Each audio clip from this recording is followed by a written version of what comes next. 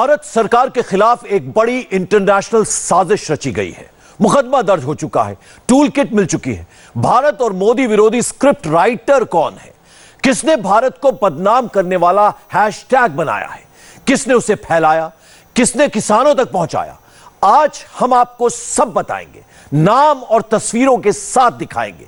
26 जनवरी को क्या हुआ, उसके बाद क्या हुआ और आगे का प्लान क्या है। कितनी बातें डायरेक्टली फैलाई गईं, कितनी बातें इनडायरेक्टली कही गई। किसान आंदोलन में खालिस्तानी स्क्रिप्ट कैसे फिट हुई। यह साजिश सिर्फ सरकार के खिलाफ नहीं थी, देश के खिलाफ थी। इसलिए देशद्रोह के एंगल से मामले की जांच होगी। टूल किट अंग्रेजी में है, मगर आज हम आपको उसका हिंदी अनुवाद एक एक करके समझाएंगे और इस साजिश में शामिल सारे किरदारों को एक्सपोज करेंगे।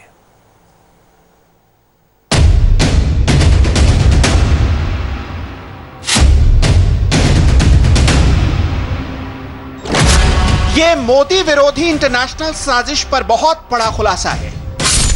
एंटी इंडिया प्रोपेगेंडा चलाने वाले सारे चेहरे आज एक्सपोज होंगे। किसकी टाइमलाइन पर क्या था, किसने क्या लिखा, क्या कहा, सारे सबूत हैं। 3 जनवरी को क्या हुआ, 8 जनवरी को क्या हुआ, 10 जनवरी को क्या हुआ, 13, 17 और 20 जनवरी को कहां और कैसे बना, 26 जनवरी को दहलाने का प्लान। एंटी इंडिया हैशटैग किसने बनाया, किसने फैलाया, किसके कहने पर रेहाना ने ट्वीट किया, किसके इशारे पर ग्रेटा ने झूठ फैलाया।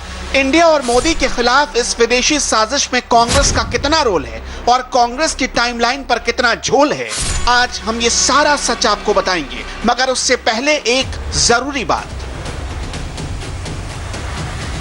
Hashtag India against propaganda world wide category में लगातार टॉप ट्रेंड करता रहा। वर्ल्ड वाइड ट्विटर ट्रेंड्स में हैशटैग फार्मर्स प्रोटेस्ट या तो गायब हो गया या फिर नीचे लुढ़क गया और पूरी दुनिया हैशटैग ग्रेटा थुनबर्ग एक्सपोज्ड और हैशटैग टूलकिट एक्सपोज पर ट्वीट करने लगी। तीर बिल्कुल निशाने पर लगा है। भारत को बदनाम करने वाली विदेशी ताकतों को भारत के लोगों ने जवाब दिया है। किसान आंदोलन के नाम पर भारत को घेरने वाली इंटरनेशनल साजिश पंक्चर हो गई। बड़े बड़े मैगजीन और अखबार अब फॉरेन कॉन्स्पिरेसी की बातें कहने लगे। भारत विरोधी हेडलाइन बनाने वाला पश्चिमी मीडिया अचानक बैकफुट पर चला गया। सबकी हेडलाइन की लाइन लेंथ और टोन अचानक बदल गई है।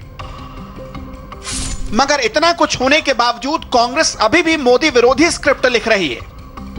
देश के आम लोगों ने, बड़े बड़े सेलिब्रिटीज ने इंटरनेशनल प्रयोग पर इंडिया अगेंस्ट प्रोपेगेंडा का हथौड़ा चलाया, मगर कांग्रेस पार्टी ने अपनी टाइमलाइन में उन्हीं लोगों को कोसना शुरू कर दिया। ऐसी ऐसी बातें लिखी, ऐसी भाषा का प्रयोग हुआ जिन्हें देखकर किसी को भी यही लगेगा कि क्या कांग्रेस की टाइमलाइन पर लिखी मोदी विरोधी बातें लिखने का ऑर्डर डायरेक्ट विदेशों से आ रहा था। अब आपको एक एक करके इस इंटरनेशनल साजिश की पूरी एबीसीडी बताते हैं। इसकी शुरुआत होती है स्वीडिश एक्टिविस्ट ग्रेटा थुनबर्ग के इस ट्वीट से। भारतीय समय के मुताबिक 3 फरवरी की रात ग्रेटा के हैंडल से एक टूल किट की अटैच्ड फाइल शेयर की गई, मगर ट्वीट करने से थोड़ी देर बाद ही ग्रेटा ने वो ट्वीट डिलीट कर दिया, जैसा कि आप इस तस्वीर में साफ देख सकते हैं। Failed to load tweet. मगर तब तक इस टूल किट में छिपे राज को दुनिया जान चुकी थी। ग्रेटा ने जो पहला टूल किट शेयर करके डिलीट किया उसमें 6 पन्ने थे। बाद में उसने एक अपडेटेड टूल किट शेयर किया जिसके 3 पन्ने ही विजिबल हैं और कोई उसे फिजिकली एक्सेस नहीं कर सकता क्योंकि एक्सेस लिस्ट डिसेबल्ड है। आप सोचेंगे कि पुराने को डिलीट करके ग्रेटा ने नया टूल किट शेयर भी किया और वो भी डिसेबल एक्सेस के साथ। आखिर माजरा क्या है? इसका जवाब ग्रेटा के इसी ट्वीट में छिपा है जिसमें उसने लिखा, यह एक अपडेटेड टूल किट है जिन्हें भारत में ग्राउंड पर मौजूद लोगों ने बनाया है। अगर आप उनकी मदद करना चाहते हैं। उन्होंने अपने पुराने दस्तावेज हटा दिए थे क्योंकि वो आउटडेटेड था। सभी को मालूम है दोस्तों कि दिल्ली में फार्मर्स प्रोटेस्ट पिछले कई दिनों से दिल्ली के बॉर्डर्स पे चल रहे हैं। Delhi police social media platforms का बहुत क्लोज मॉनिटरिंग कर रही है और जैसा आपको पिछले बार भी बताया था कि इस मॉनिटरिंग के दौरान हम लोगों ने सोशल मीडिया के कुछ 300 से ज़्यादा ऐसे अकाउंट्स आइडेंटिफाई किए हैं जिनका दुरुपयोग किया जा रहा था भारत सरकार के खिलाफ सेंटिमेंट्स एक्सप्रेस करने के लिए, किसान एजिटेशन के नाम पे कम्युनिटीज़ के बीच में डिसअफेक्शन स्प्रेड करने के लिए। और इसके बाबत हम लोगों ने किसान जो नेता हैं जो वहाँ पे आंदोलन कर रहे हैं उनको भी ये बात बताई थी कि कुछ एलिमेंट्स ऐसे हैं जो इस किसान आंदोलन का फ़ायदा उठाना चाहते हैं। और इसी कॉन्टेक्स्ट में दिल्ली पुलिस को सोशल मीडिया मॉनिटरिंग के कॉन्टेक्स्ट में एक पर्टिकुलर अकाउंट के द्वारा एक डॉक्यूमेंट अपलोड किया गया जिसका नाम टूल किट है। उस टूल किट को एक पर्टिकुलर प्रो खालिस्तानी ऑर्गेनाइजेशन है जिसका नाम पोएटिक जस्टिस फाउंडेशन है, इसके द्वारा इसकी ऑथरशिप दिखाई गई है। और इस डॉक्यूमेंट में एक एक्शन प्लान डिलिनेट किया गया है, जिस एक्शन प्लान में ये बताया गया है कि 26 जनवरी के बाद 26 जनवरी और उसके आसपास डिजिटल स्ट्राइक करना है, एक ट्वीट स्टॉर्म करना है 23 जनवरी के ऑनवर्ड्स, एक फिजिकल एक्शन करना है 26 जनवरी को, और फार्मर्स प्रोटेस्ट और जो मार्च 26 जनवरी को होना था उसको या तो ज्वाइन करना है या इसको वॉच करना है, कैसे ये दिल्ली में प्रवेश करता है और फिर वापस ये बॉर्डर पे जाता है। इसके लिए लोगों को बताया गया था इस टूल किट के माध्यम से। इसको अपलोड किया गया और फिर कुछ दिनों बाद इसको डिलीट भी कर दिया गया। सारा खेल ही उस पुराने टूल किट में छिपा है। अब एक एक करके सारे राज खोलते हैं।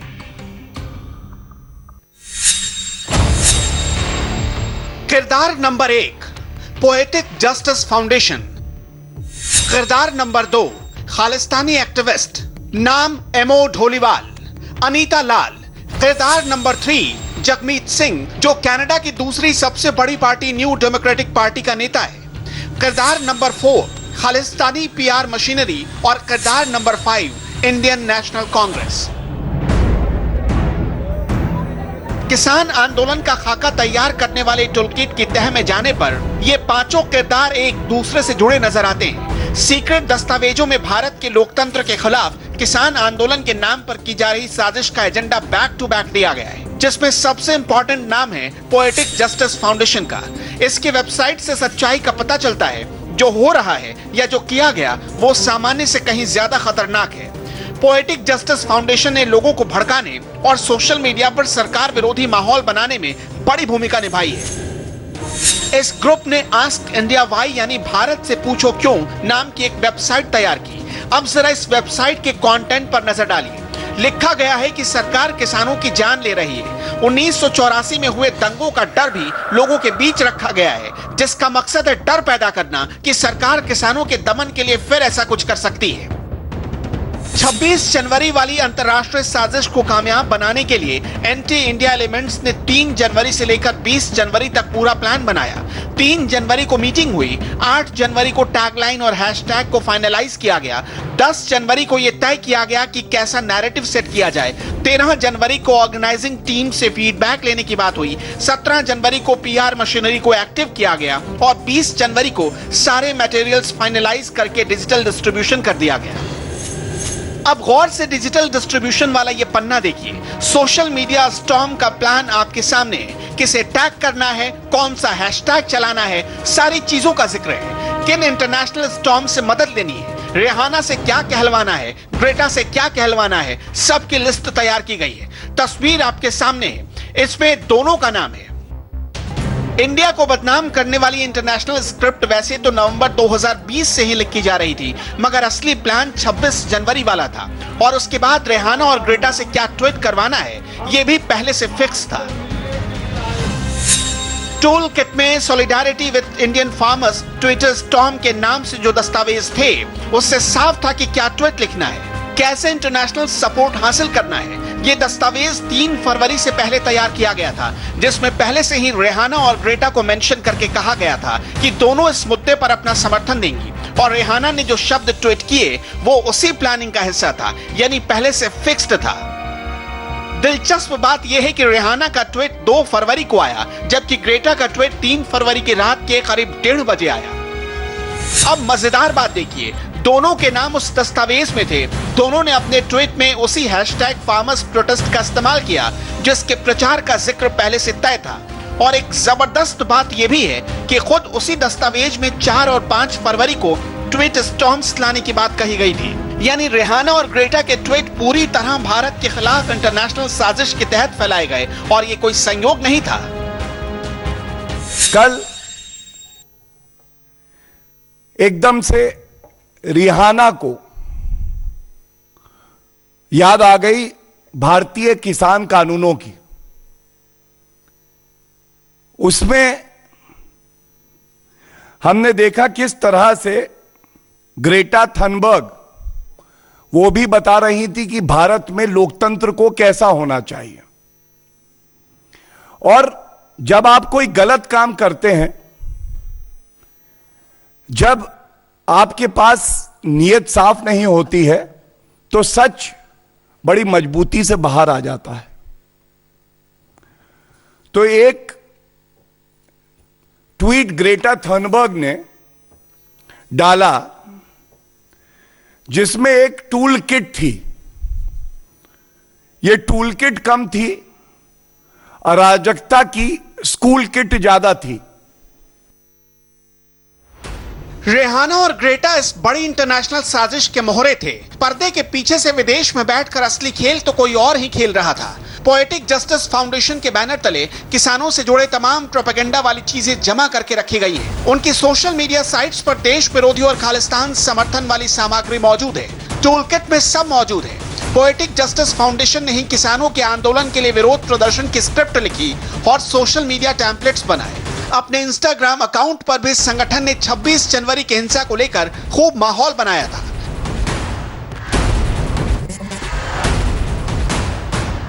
इस इंटरनेशनल गैंग के अहम किरदारों में से एक किरदार एमओ धालीवाल नाम का एक शख्स भी है। ये ना सिर्फ खालिस्तानी समर्थक है, बल्कि खुलकर ये बात कहता भी है और इसने भारत को तोड़ने की साजिश रची। पोएटिक जस्टिस फाउंडेशन की भारत को बदनाम करने वाली और भारत में दंगा फैलाने वाली पटकथा इसी ने लिखी। इस शख्स का सीधा कनेक्शन कनाडा की न्यू डेमोक्रेटिक पार्टी के नेता जगमीत सिंह से है, जो खुलकर खालिस्तान का समर्थन करता है। कुछ समझ में आ रहा है आपको? 26 जनवरी का प्लान कैसे कनाडा से होते हुए दिल्ली तक पहुंचा? मोदी के खिलाफ एजेंडा चलाने वाले इसी विदेशी गैंग में एक महिला भी है, नाम है अनीता लाल। ये भी एक खालिस्तानी समर्थक है। ये भी खुद को पोएटिक जस्टिस फाउंडेशन से जुड़ी बताती है और किसान आंदोलन के नाम पर लगातार कई हफ्तों से भ्रामक और भड़काऊ तस्वीरें कनाडा से दिल्ली तक फैला रही है। मगर अब इनकी पोल खुल गई है। अगर आप 26 जनवरी और उसके आसपास के इवेंट्स को देखें तो आपको ये मालूम होगा कि ये बिल्कुल कॉपी कैट बिल्कुल एग्जीक्यूशन था। जिस तरह का प्लान इस डॉक्यूमेंट में है, उसी तरह की एक्टिविटीज़ ग्राउंड पे भी दिखाई देती हैं। जो ऑथर्स हैं टूल किट के, उनके खिलाफ एक केस दर्ज किया है धारा 124A, 153A, 153 और 120 भी आईपीसी में, जिसका कि इन्वेस्टिगेशन दिल्ली पुलिस की साइबर सेल द्वारा किया जाएगा। 26 जनवरी वाला प्लान तो कामयाब हो गया, मगर तैयारी फरवरी की भी थी। 4 और 5 फरवरी के ट्विटर स्टॉर्म का सच तो आपने देख लिया, मगर इस इंटरनेशनल गैंग ने तो 13 और 14 फरवरी के दंगों की भी प्लानिंग कर रखी है। इस दस्तावेज को देख लीजिए, डेट और लोकेशन के साथ सोशल मीडिया पर क्या शेयर करना है, सबका ब्यौरा दिया गया है। 21 से 26 फरवरी के दौरान कैसे वीडियो बनाना है, कैसे वायरल कराना है, सिंगू और टीकरी बॉर्डर पर कौन से वीडियो दिखाए जाएंगे, कैसे दिखाए जाएंगे, सबकी प्लानिंग पहले से हो रखी है। तो दस्तावेजों में यह सामने आया कि ये जो आंदोलन चल रहा है ना, इसमें एक कमजोरी है। वो कमजोरी क्या है? वो कमजोरी ये है कि अगर मान लो ये 3 कानून वापस भी हो जाते हैं, तो इसके बाद का क्या प्लान है? विदेशों में बैठकर साजिश करने वालों का प्लान सिर्फ भारत में दंगे कराना या माहौल बिगाड़ना नहीं है, बल्कि ऐसे तत्व भारत के सॉफ्ट पावर और छवि को भी नुकसान पहुंचाना चाहते हैं। ये चाय पर हमला करते हैं, योग पर हमला करते हैं। मकसद है मोदी पर हमला करके भारत की अंतर्राष्ट्रीय छवि को कमजोर करना। विडंबना देखिए, विदेशी ताकतें भारत को कमजोर करना चाहती हैं और भारत में बैठे मोदी विरोधी उनकी मदद करते हैं। कांग्रेस ने रेहाना और ग्रेटा के ट्वीट को रीट्वीट किया है। मगर मोदी से दुश्मनी के चक्कर में केरल प्रदेश महिला कांग्रेस के ट्विटर हैंडल से सेम टू सेम वही शब्द ट्वीट कर दिए गए जो डिलीट किए गए टूलकिट में था। गलती छिपाने के लिए अब ये ट्वीट कांग्रेस के हैंडल से भी डिलीट कर दिया गया, मगर पोल तो खुल चुकी है और बीजेपी ने इसे भी मुद्दा बना लिया है। कल जब ये ट्वीट आए, ये सारे जो विदेशी लोग हैं, तो उसको और मुखरता से फैलाने वाले, उस पे कमेंट करके ट्वीट करने वाले कोई और नहीं, कांग्रेस पार्टी के ही वरिष्ठ नेता थे। आपकी परेशानी सरकार से हो सकती है, भारतीय जनता पार्टी से हो सकती है, लेकिन कांग्रेस पार्टी, एक बात याद रखिएगा, देश मजबूत रहेगा तभी आपका वजूद रहेगा। केरला की प्रदेश महिला कांग्रेस, मेरे हाथ में उनका ट्वीट है, शब्दशः जो भाषा इस ट्वीट में है वही भाषा ये अंतर्राष्ट्रीय संगठन जो हैं वो फैला रहे थे कि ये इस भाषा का प्रयोग करो। जिस वक्त इंटरनेशनल गैंग मोदी के खिलाफ माहौल बना रहा है, कांग्रेस जिस स्तर की राजनीति कर रही है, उस वक्त भी मोदी किसानों की बात करते हैं, मगर किसानों तक उनकी आवाज इसलिए नहीं पहुंचती क्योंकि उनके बीच वो लोग बैठे हैं जिन्हें किसानों की नहीं अपनी राजनीति की परवाह है। हमारे देश की प्रगति का सबसे बड़ा आधार हमारा किसान भी रहा है। चौरी चौरा के संग्राम में तो किसानों की बहुत बड़ी भूमिका थी। किसान आगे बढ़ेंगे, आत्मनिर्भर बने, इसके लिए पिछले 6 सालों में किसानों के लिए लगातार प्रयास किए गए हैं। इसका परिणाम देश ने कोरोना काल में देखा भी है। महामारी की चुनौतियों के बीच भी हमारा कृषि क्षेत्र मजबूती से आगे बढ़ा और किसानों ने रिकॉर्ड उत्पादन करके दिखाया। हमारा किसान अगर और सशक्त होगा तो कृषि क्षेत्र में ये प्रगति और तेज होगी। इसके लिए इस बजट में कई कदम उठाए गए हैं। मंडियों किसानों के फायदों का बाजार बने, इसके लिए 1000 और मंडियों को इनाम से जोड़ा जाएगा। यानी मंडी में जब किसान अपनी फसल बेचने जाएगा तो उसे और आसानी हो जाएगी, वो अपनी फसल कहीं भी बेच सकेगा। इसके साथ ही ग्रामीण क्षेत्र के लिए इंफ्रास्ट्रक्चर फंड को बढ़ाकर 40,000 करोड़ रुपए कर दिया गया है। इसका भी सीधा लाभ किसान को होगा। ये सब फैसले हमारे किसान को आत्मनिर्भर बनाएंगे, कृषि को लाभ का व्यापार बनाएंगे। बहरहाल अब सारे किरदार एक्सपोज हो चुके हैं, सारे कैरेक्टर्स की तस्वीरें आ गई हैं, सबके डिटेल्स आ गए हैं और एक्शन चालू हो चुका है। बस नतीजे का इंतजार है। 26 जनवरी हिंसा एक इंटरनेशनल कॉन्स्पिरेसी थी। लाल किले पर जो कुछ हुआ, जिन्होंने किया, उनको टूल किट के जरिए पहले से लिखा पढ़ा के भेजा गया था। दिल्ली पुलिस ने लाल किला हिंसा के करीब करीब सारे सबूत जुटा लिए हैं। कुछ लोगों की गिरफ्तारी भी हुई है, कुछ अभी भी छिपे हुए हैं। जो आरोपी छिपे हुए हैं उनके बारे में भी काफी कुछ पता चला है। पहले ने झंडा लगाया, दूसरा झंडा लेकर आया, तीसरे ने प्राचीर तक जाने का रास्ता बनाया, चौथे ने ट्रैक्टर मार्च को लाल किला की तरफ मोड़ा, पांचवें ने रात में लाल किले का प्लान बनाया। किरदार कई हैं, चेहरे कई हैं, प्लान कई थे और सोच एक थी, लाल किले पर झंडा लहराना है। सारे किरदार सामने आ चुके हैं, एक एक चेहरे से पर्दा उठ चुका है, प्लान बेनकाब हो चुके हैं और अब गिरफ्तारी बहुत तेज है।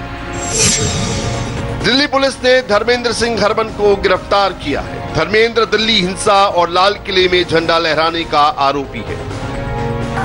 धर्मेंद्र सिंह हरमन का दिल्ली में हुई हिंसा और प्राचीर में झंडा लहराने का क्या संबंध है? इसके लिए सबसे पहले आपको धर्मेंद्र हरमन का 26 जनवरी का ये वीडियो देखना चाहिए। मोदी ਲਈ ਬਹੁਤ ਵੱਡਾ ਮੈਸੇਜ, ਕਿਸਾਨੀ ਅੰਦੋਲਨ ਜੋ ਇੱਕ ਨਵਾਂ ਹੀ ਇਤਿਹਾਸ ਸਿਰਜ ਰਿਹਾ ਦਿੱਲੀ ਵਿੱਚ ਸੜਕਾਂ ਤੇ ਜੋ 26 ਜਨਵਰੀ ਦੀ ਪਰੇਡ ਆ ਇੱਕ ਰਾਜਪਥ ਤੇ ਮੋਦੀ ਕੱਢ ਰਿਹਾ। ਇੱਧਰ ਸਾਡੇ ਦੇਸ਼ ਦੇ ਕਿਸਾਨ ਜ਼ਿਮੀਂਦਾਰ ਦੇਖੋ ਜੀ ਤੁਹਾਨੂੰ ਸਿੱਧਾ ਦਰਸ਼ਨ ਕਰਾ ਰਹੇ ਆ ਜਿਹੜੇ ਘਰ ਪਿੰਡਾਂ ਵਿੱਚ ਆਪਣੇ ਘਰਾਂ 'ਚ ਬੈਠੇ ਨੇ। ਜਿੱਥੇ ਤੱਕ ਨਜ਼ਰ ਮਾਰੋਗੇ ट्रैक्टर ही ट्रैक्टर। अब जरा एक एक करके धर्मेंद्र हरमन की ये तस्वीर देखिए। पहली तस्वीर में धर्मेंद्र गाड़ी पर बैठा था। फोटो का बैकग्राउंड बता रहा है कि तस्वीर दिल्ली की है। दूसरी फोटो देखिए। लाल किले के सामने हरमन तिरंगा हाथों में लिए खड़ा है। पीछे लाल किले की प्राचीर नजर आ रही है। चारों तरफ जबरदस्त भीड़ है। अब उसी लाल किले के सामने एक और फोटो देखिए। इस फोटो में धर्मेंद्र सिंह के पीछे लाल किले के प्राचीर में धार्मिक झंडा लहराता हुआ साफ साफ नजर आ रहा है। यानी जिस वक्त लाल किले का अपमान हुआ, प्राचीर पर कब्जा करके धार्मिक झंडा लहराया गया, उस वक्त धर्मेंद्र सिंह हरमन ठीक उसी जगह मौजूद था। तस्वीरें हैरान करती हैं, लेकिन तस्वीर से ज्यादा तारीख धर्मेंद्र पर सवाल खड़ा करती है। ट्रैक्टर मार्च के नाम पर दिल्ली में हिंसा और लाल किले का अपमान 26 जनवरी को हुआ था। शाम होते होते पूरी दुनिया में यह खबर फैल गई थी और पूरा देश गुस्से में उबल रहा था। लेकिन इस शर्मनाक साजिश के अगले दिन यानी 27 तारीख को धर्मेंद्र सिंह हरमन ने फेसबुक में ये फोटो पोस्ट की। धर्मेंद्र को अपनी हरकत पर शर्म नहीं, गर्व था। लाल किले के सीसीटीवी में धर्मेंद्र सिंह हरमन का वीडियो रिकॉर्ड है और धर्मेंद्र खुद फेसबुक लाइव कर रहा था। पुलिस के पास धर्मेंद्र के खिलाफ कई सबूत हैं। पुलिस के मुताबिक धर्मेंद्र सिंह हरमन का सिर्फ यही गुनाह नहीं है कि वो इस साजिश में शामिल था, बल्कि दिल्ली हिंसा की साजिश के प्लानर में वो एक है। 26 जनवरी को दिल्ली में जो कुछ हुआ वो होना तय था, क्योंकि 7 जनवरी से इसकी ही तैयारी चल रही। 7 जनवरी को धर्मेंद्र सिंह हरमन का ये फेसबुक वीडियो देखिए। आज पता लगू मोदी ने भी किथे पंगा लिया।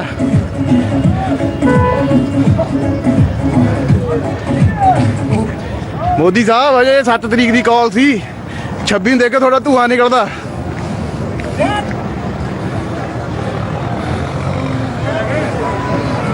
देखो जी, करो जी दर्शन। हेलो हेलो, ਇਹ ਕਿਸਾਨਾਂ ਦੀ ਕਾਲ ਤੇ 7 ਤਰੀਕ ਨੂੰ ਆਹ ਹਾਲ ਹੈ ਤੇ 26 ਦਾ ਮੋਦੀ ਦਾ ਧੂਆਂ ਨਿਕਲ ਜਾਏਗਾ। ਧੂਆਂ ਨਾਲੇ ਸੋਚਦਾ ਰਹੇਗਾ ਵੀ ਕਰ ਕੀ ਲਿਆ, ਕਿੱਥੇ ਪੰਗਾ ਲੈ ਲਿਆ।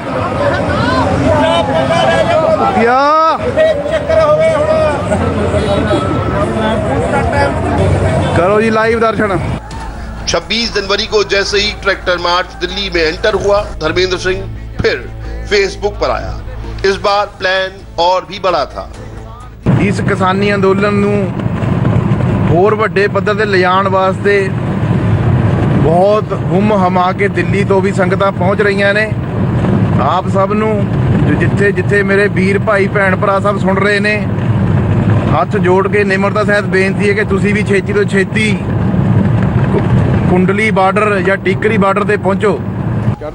धर्मेंद्र सिंह हरमन के एक एक वीडियो की पुलिस जांच कर रही है। कहां पर, किससे, कब धर्मेंद्र ने मुलाकात की, फोन पर क्या बात की, लाल किले का प्लान किसके साथ बनाया, सब कुछ अंडर इन्वेस्टिगेशन है। दिल्ली पुलिस ने एक बात एकदम क्लियर कर दी है कि 26 जनवरी को लाल किले पर जो कुछ हुआ उसके पीछे चाहे जो हो, चाहे किसान नेता हो, खालिस्तान का समर्थक हो या फिर किसी राजनीतिक पार्टी का कार्यकर्ता हो, उसे बख्शा नहीं जाएगा, क्योंकि दिल्ली पुलिस के पास 5000 से ज्यादा वीडियो फुटेज है। दिल्ली पुलिस कमिश्नर ने दिल्ली हिंसा की जांच के लिए एसआईटी की एक बड़ी टीम का गठन किया है, जो इस पूरे मामले की जांच में जुटी है। अब अगर कोई ये गलतफहमी रखता है कि वो लाल किले पर तो उस दिन था लेकिन वो पकड़ा नहीं जाएगा तो ये उसकी गलतफहमी है, क्योंकि ऐसी ही गलतफहमी धर्मेंद्र सिंह हरमन को भी थी। 26 जनवरी को हुई हिंसा में अब तक 123 लोगों की गिरफ्तारी हो चुकी है। धर्मेंद्र सिंह हरमन भी अरेस्ट हो चुका है। लक्का सिधाना, दीप सिद्धू, गुरजोत सिंह, गुरजंत सिंह, ये सब दिल्ली पुलिस की मोस्ट वांटेड लिस्ट में टॉप पर है और इनके लिए छापेमारी जारी है। इनमें से कौन कहां छिपा है, किसके खिलाफ क्या सबूत हैं, किसने क्या साजिश रची, सब कुछ आपको बताएंगे। सबसे पहले बात लक्का सिधाना की। हमने आपको दिखाया था कैसे बठिंडा का एक गैंगस्टर पहले सामाजिक कार्यकर्ता का चोला ओढ़ता है, फिर चुनाव भी लड़ता है लेकिन हार मिलती है। इसके बाद राजनीति में बड़ा नाम बनाने के लिए किसान आंदोलन से जुड़ जाता है और फिर लाल किले के लिए लोगों को बकायदा भड़काता भी है। ਉਹ ਤੁਸੀਂ ਜਿੱਥੇ ਕਹੋਗੇ ਉੱਥੇ ਜਾਵਾਂਗੇ ਪਰ ਮੇਰਾ ਵੀ ਚੁੱਪ ਰਹੋ ਆਪਾਂ ਗੱਲਾਂ ਬਾਤਾਂ ਕਰਦੇ ਆ ਚੁੱਪ ਰਹੋ ਤੁਸੀਂ ਇੱਕ ਤਾਂ ਠੀਕ ਆ ਤੁਸੀਂ ਫੈਸਲਾ ਕਰਕੇ ਆਏ ਹੋ ਉਹਨਾਂ ਆਗੂਆਂ ਨੇ ਫੈਸਲਾ ਕਰ ਲਿਆ ਤੁਸੀਂ ਫੈਸਲਾ ਕਰ ਲਿਆ ਵੀ ਮਗਰੀ ਜਾਣਾ ਮੈਨੂੰ ਪਤਾ ਕਿ ਮਨ ਦੇ ਅੰਦਰ ਕੀ ਚੱਲ ਰਿਹਾ ਰਿੰਗ ਰੋਡ ਦੀ ਗੱਲ ਚੱਲ ਰਹੀ ਆ ਕਿ ਜਿਹੜੇ ਪਿੱਛੋਂ ਮੈਂ ਦੇਖਦਾ ਆਇਆ ਉਧਰਲੀ ਸਟੇਜ ਤੇ ਵੀ ਰੌਲਾ ਪਿਆ ਹੋਇਆ ਸੀ ਉਧਰ ਵੀ ਹਜ਼ਾਰਾਂ ਦੀ ਗਿਣਤੀ ਦੇ ਵਿੱਚ ਜਿਹੜੇ ਸਾਡੇ ਲੋਕ ਨੇ ਨੌਜਵਾਨ ਨੇ ਇਕੱਠੇ ਹੋਏ ਖੜੇ ਆ ਕਿ ਯਾਰ ਆਪਾਂ ਜਿਹੜਾ ਰਿੰਗ ਰੋਡ ਦੇ ਉੱਤੇ ਜਾਣਾ 26 जनवरी को जो कुछ दिल्ली में हुआ, जो कुछ लाल किले में नजर आया, उसके पीछे लक्का सिधाना का भी हाथ है। इसके सबूत दिल्ली पुलिस के पास है। दिल्ली दंगे के बाद बड़ी बड़ी बातें करने वाला लक्का दिल्ली से भाग गया था, कुछ दिन तक अंडरग्राउंड रहा। अब लक्का का नया वीडियो सामने आया है। लक्का ने फेसबुक लाइव के जरिए लोगों को दिल्ली जाने के लिए उकसाया। लक्का का ये नया वीडियो 2 फरवरी का है जिसमें वो लोगों से कह रहा है कि ये उनके अस्तित्व की लड़ाई है। उठो मैं दिल्ली तो पंजाब आया दिल्ली तो पंजाब फिर मैं मेरे पंजाब के लोगों को जगाउण लई आया मेरे पंजाब के लोगों को दिल्ली वाल जाण लई प्रेरित करना आया कि आओ मेरे पंजाब के लोगों हुण साडे सिर जोड़न की लोड़ है सानू इकट्ठे होने की लोड़ है क्योंकि हमला साडी होंद ते है देखण च आया पक्कियां बैरीकेडां हो रही ने डरा रहे ने सरकारां डरा रही ने रेल गड्डियां रद्द कीतियां जा रही ने नैट बंद कर दिता गया कोई गल नहीं कोई फर्क नहीं पैंदा जदों जंग के मैदान च होईदा जदों संघर्षां के मैदान च होईदा फिर बड़ा कुछ झरना पैंदा हुंदा है। आपको एक बार फिर बता दें, लक्का सिधाना गैंगस्टर रह चुका है, कई साल जेल की सजा काट चुका है और अब किसान आंदोलन को पंजाब की लड़ाई बनाने की साजिश रच रहा है। लक्का का ये बयान सुनिए और लक्का के बारे में कोई भी जानकारी हो तो सीधे पुलिस से संपर्क करिए। मैं पंजाब बोलदा पंजाब ओ पंजाब जेड़ा समय समय ते याबरा ने नाबरा ने लताड़िया गया दबिया गया कुचलिया गया पर मैं फिर अपने पैरों ते उठ खड़ा हुंदा रहा। ओ पंजाब जेड़े पंजाब ने समय समय ते बड़े बड़े महाबली योद्धियां सूरमियां नूं जन्म दिता। ओ पंजाब जेड़ा जाबरां दा नक मोड़दा रहा नाबरां दी धौण भंदा रहा। ओ पंजाब जेड़े ने कदे ईन नहीं मन्नी। ओ पंजाब जेड़ा दीन दुनिया दा रखवाला रहा मनुखता लई लड़दा रहा। सो मेरे पुत्रो अज फिर ओ कलैणा वक्त दोबारा मेरे ते फिर आ गया। अज फिर गल मेरी होंद ते आ गई है गल मेरे वजूद ते आ गई है। उठो मेरे पुत्रो उठो अज तुहाडी लोड़ है मैनू। लक्का सिधाना बार बार अपने छिपने का ठिकाना बदल रहा है क्योंकि उसे पता है दिल्ली पुलिस उसको छोड़ेगी नहीं। दिल्ली पुलिस दंगे के आरोपियों पर इनाम भी घोषित कर चुकी है।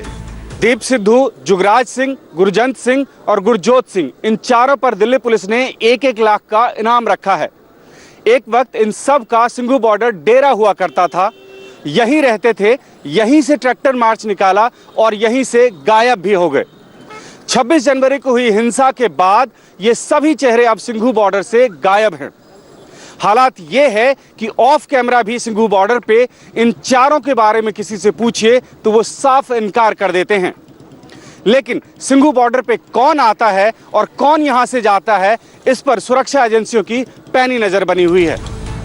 26 जनवरी को जो कुछ किसानों के नाम पर हुआ, ट्रैक्टर मार्च के बहाने हुआ, उससे एक बात तो क्लियर है, दंगाई पूरी तैयारी, पूरे प्लान के साथ आए थे। इनको लगा था दिल्ली में दंगा करेंगे और भाग जाएंगे, लेकिन ये भूल गए हिंदुस्तान में तिरंगे का अपमान करने वालों को कभी माफ नहीं किया जा सकता है। और किसान आंदोलन को लेकर एक हाई लेवल मीटिंग कुछ देर पहले ही खत्म हुई है। मीटिंग की डिटेल ब्रेक के बाद।